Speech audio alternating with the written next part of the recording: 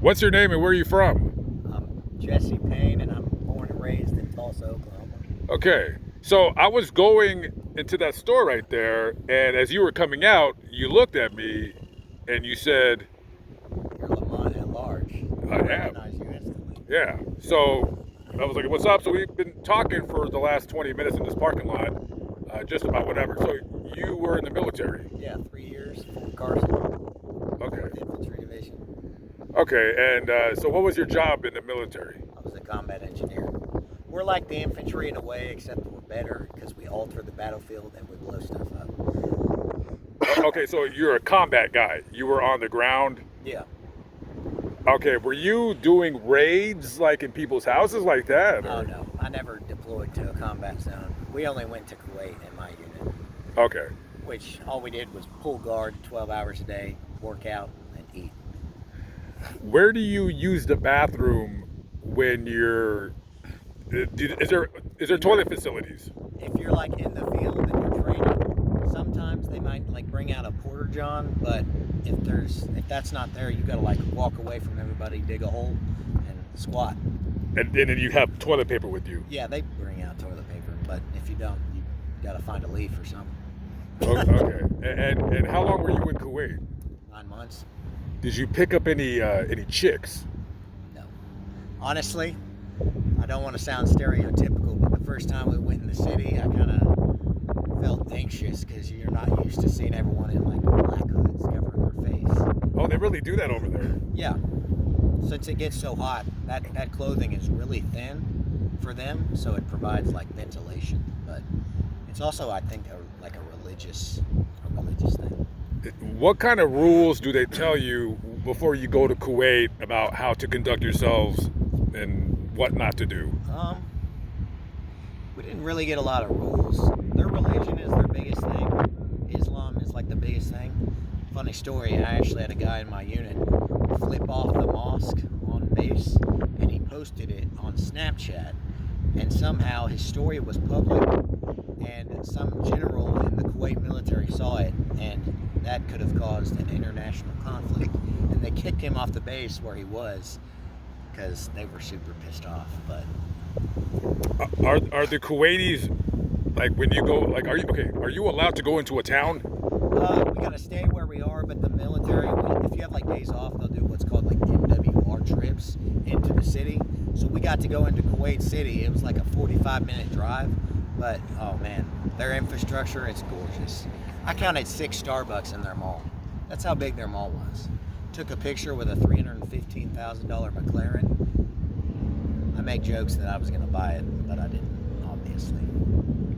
When the locals see you guys, what kind of reactions do you get? How do they treat the? They're actually pretty nice. They greet you with, they say salam alaikum, which means like peace.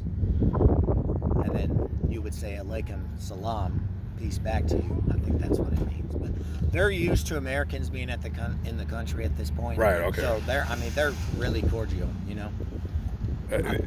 Kuwait's honestly one of the most peaceful Middle Eastern countries over there, you know. Can you tell us any story within your ranks that would have never gotten out into the public? For instance, was there a psychopath that was going around machine gunning people? Or No, we never had any major conflicts when I was over there. We had an unknown drone fly over the base one time, but that's it. Was it a DJI Mini 3? I don't know what it was. Okay. We just knew it was unknown and had to up the security for like a month. But other than that, we were chilling. Because that was not my DJI Mini 3, I'm just saying. Yeah, that was not me. So no cool like smuggling stories? Even when we would like pack our bags when we were leaving the country, your bags have to be like super clean. Like there can be no foreign dirt in your stuff. It's weird, but that's, I don't know, that's how the U.S. government operates. Can I tell you a quick cool story that somebody told me that when I went to school? I was going to community college in Los Angeles. This guy, permanent disabled military, he gets a check every month. He gets the highest he can get. Right, 100% disabled. That's right. Yeah. So he told me because I asked him about the smuggling thing. He said that they were in one of Saddam Hussein's palaces, and he said there's this cash everywhere. It's like ridiculous, but like you said, you can't take nothing. They searched you. His friend had a golden skull, solid gold skull, and it weighed like 30 pounds. Really? And he didn't smuggle it, but they just said, damn, it was such, even though it was a quick story, they didn't smuggle it. He said, if I could have got that skull in the United States, I'd have been set for life. Saddam Hussein just made a solid skull out of gold. Yeah, it was just a golden skull, and it was solid gold. That's when you know you have too much money. And do you think the war in Iraq was fair?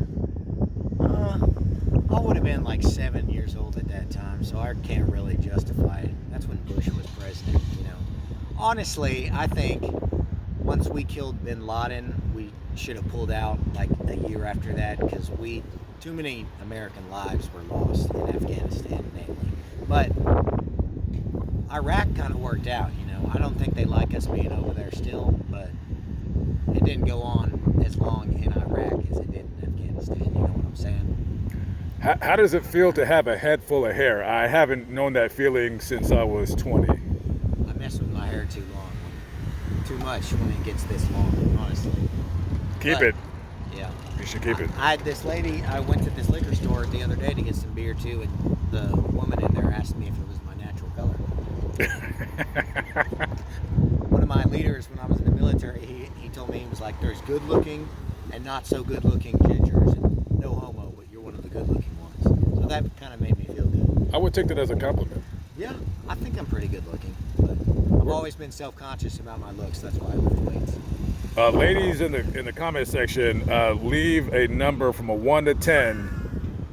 Jesse, right? Jesse, yeah. Leave a number from 1 to 10. Rate Jesse what you think. You can use the Dorsey decimal system, so you can use, a 9.5, 7.3, so forth and so on. I was going to ask you one last question. Oh, you're a pretty big guy. You look like you work out. I don't look like I work out. Not many people see my body in real life. Be honest. How surprised are you about how overweight I am? Be honest. I mean, you're not like obese. You have some pounds you could lose. How much do you think I need to lose? I'll stand sideways. I'm not sucking in my gut. I'm just letting it. Maybe 40 pounds would do you good. I mean, I don't know how much you weigh right now. So. Right now, the last time I weighed myself, and I did have my clothes on. I'm not gonna lie, dude. It said 289, and when it said that, I stopped drinking. When it said that was 2 months ago. So I believe I've lost some weight. That's good. I mean, how tall are you? 6 feet.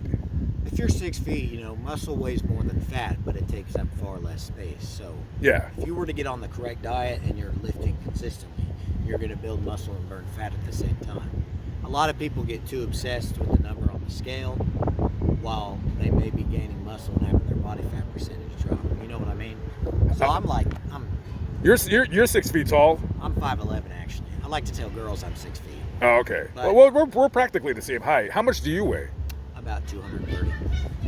See, so right now I would guess I'm 275. So I weigh. So I'm trying to get down to 205. You can do it. Just got to be consistent and cut out the alcohol for water. Alcohol for water. You got to say no to that alcohol. Liquid calories are a big deal. It adds up quick.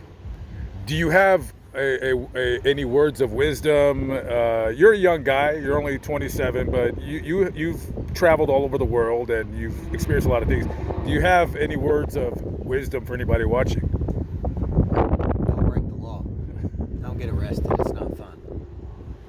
Having a job is a good thing, even if you don't like it some days.